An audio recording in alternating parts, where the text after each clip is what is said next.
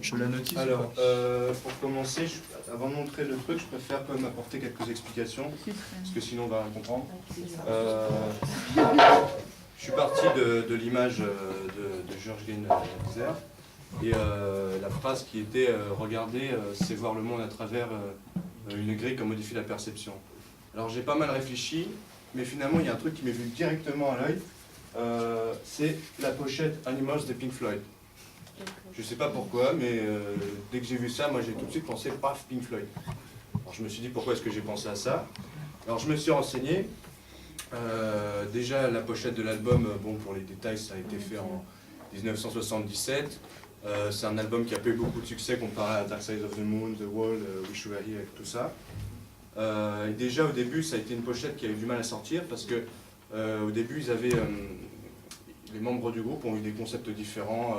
Une, c'était un bambin qui découvrait ses parents en train de faire l'amour, un canard cloué au mur, bref, des idées tordues.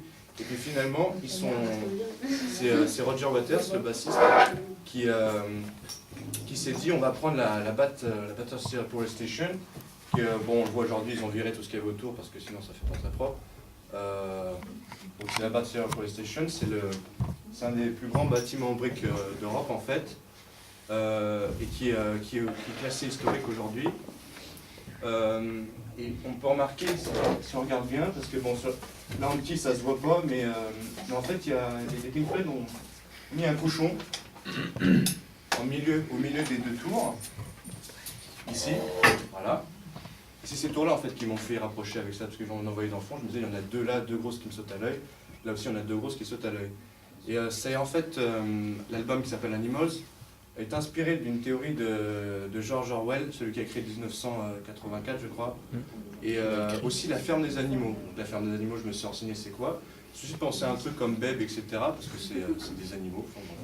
Et en fait c'est pas si loin que ça, parce que c'est un livre qui a été écrit en 1945, qui a pour but de critiquer le système stalinien, et qui en fait associe à partir d'archétypes les cochons à la bourgeoisie, les chiens à la classe intermédiaire qui pratiquent une contrôle de la population digne de la SS, et les moutons qui sont les moutons de Panurge, quoi.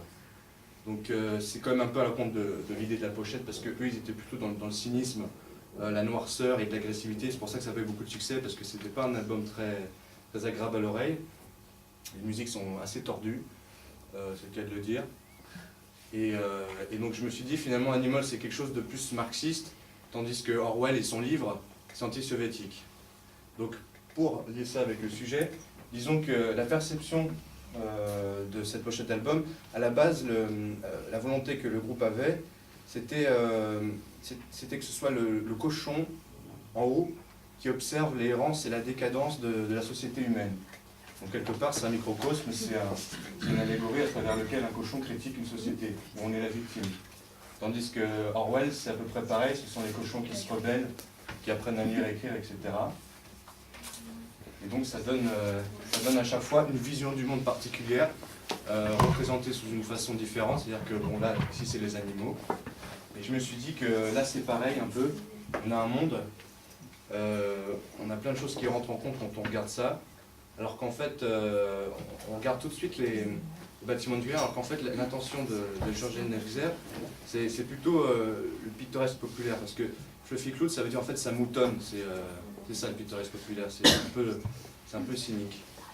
Et son but c'est justement de montrer l'impact de la modification des travaux humains, c'est-à-dire tous les édifices, etc., un peu marginaux, qui posent un point d'interrogation et qui enlèvent le temps sur l'espace pris en photo. Donc ici, la centrale nucléaire, c'était pas la centrale qui voulait prendre sur tout, c'était plutôt les alentours, les conséquences de l'homme. Alors moi, c'est simple, ce que j'ai fait, c'est j'ai fait un croisement des deux.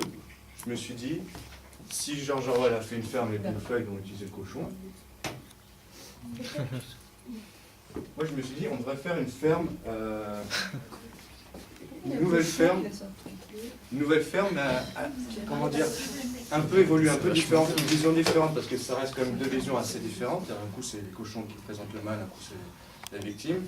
Ben, j'ai mélangé un peu ça, et on peut reconnaître le cochon ici au milieu, donc qui est marqué victime. Le titre ici, j'ai fait une petite pancarte, parce que la ferme aux animaux, c'est ça en anglais. Et on peut reconnaître dans le livre d'Orwell, il y avait ce signe-là en fait qui a été inventé, qui est le signe de l'animalisme, qui est en fait la caricature du marteau et de la faucille, peut-être bien dessiné en cours d'ailleurs. Donc je l'ai reproduit, je l'ai mis là, j'ai fait un petit montage, voilà, histoire de montrer bêtement quelques signes d'une ferme normale. Et on pourra remarquer dans le fond qu'il y a les paroles d'une des musiques de cet album, Animals, qui s'appelle Pigs, cochons, Pig on the Wing, c'est-à-dire les cochons volants. Et justement, ça reprend un peu cette idée-là. Bon, c'est un peu folklore, mais c'est sympa, quoi. Donc, si jamais je vous conseille d'aller écouter la musique, elle est pas bête, quoi. Vraiment, elle est sympa. Donc, on peut aussi remarquer le portrait de Staline dans le fond, barré. Parce que je me suis dit, bon, puisqu'apparemment on se fout de la gueule de Staline, autant essayer de montrer qu'on le haït. Et la structure métallique, en fait, est travaillée parce que je me dis, là, dans le cas de Georges Nexer, on a plutôt la nature, l'herbe bien tendue, etc. Dans la ferme aux animaux, on a pareil la nature. Et tandis que là, on est dans un système un peu plus moderne, un peu plus construit sur les édifices plus élaborés, plus solides. Donc je me suis dit, le mécano, ça peut être pas mal, parce qu'on avait parlé des Lego en cours. On avait dit que c'était un des jouets les plus géniaux. Enfin, non, c'est dans le monde de Sophie. Stan Garder qui dit que c'est le jeu le plus génial du monde, qui reprend la théorie des atomes, etc. Donc quelque part, c'est fabriquer n'importe quoi à partir de rien. Et donc je me suis dit, c'est pas mal, j'avais hésité entre Lego et Mécano. Je me suis dit, ça faisait longtemps que je n'avais pas joué avec mes jouets, donc je trouvais ça triste d'ailleurs, parce que pendant les vacances, je me suis emmerdé, donc ça m'a donné l'idée. J'ai ressorti le carton et je me suis dit, bon, on va commencer par une structure. Alors bien sûr, j'ai eu plein d'autres idées entre-temps, mais il me fallait un truc transportable déjà. Et aussi qu'il soit solide, on peut taper dedans, ça fait rien, quoi. C'est-à-dire, ça tient en place. Quand même un peu de... fait tomber d'ici. Et donc on peut reconnaître donc j'avais dit le cochon, etc. Puis on voit que les animaux ont un comportement un peu étrange avec les humains. Là par exemple, celui-là il est complètement couché avec le cochon quand on le renifler. Lui il se fait enfoncer par une vache. Lui il est dans une boîte carrément. C'est pas sérieux par la police. Ah mais vous pouvez vous approcher, hein. Et il y a la vache qui écrase, etc. Ils sont soumis aux animaux. Ouais, en gros, les humains sont soumis aux animaux. Je suis en train de montrer. Je suis en train de montrer en fait le moment où les animaux se rebellent contre la société, contre l'organisation. Et je me suis dit, ça peut être marrant de le présenter. Ouais. Et je me suis dit que ça pouvait être intéressant à présenter dans le cadre d'une petite révolution, quoi. Et comme dans une révolution, il y a souvent une victime. Oh non! Du jambon. Quelqu'un a un meilleur feu parce que celui-là il est naze. Si, il est génial mon feu. À 2 cochons. On va faire le détecteur de fumée dans 2 secondes. Oui, j'ai Ouais, pas ça va être pas mal. Et donc il y a toujours une révolution, une victime qui déclenche les révolutions. Donc on a eu Socrate, on a eu Jésus, on a eu tout ça. Moi je me suis dit, on va mettre le cochon maintenant.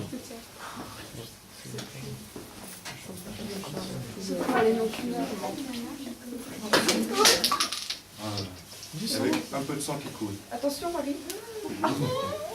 Attention, enlevez-vous là. Enlevez-vous, mademoiselle. Enlevez-vous. Mais restez pas dehors, chemin. C'est quoi le colorant rouge? Du sang. Maintenant, c'est quoi le colorant rouge? Du sang. Ok.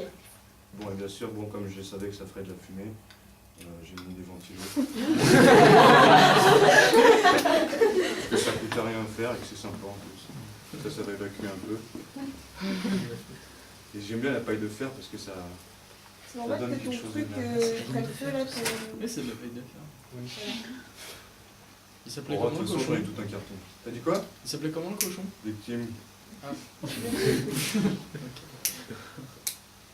Voilà, je me suis dit on crée une petite révolution miniature à partir de jouets. Ça peut être marrant.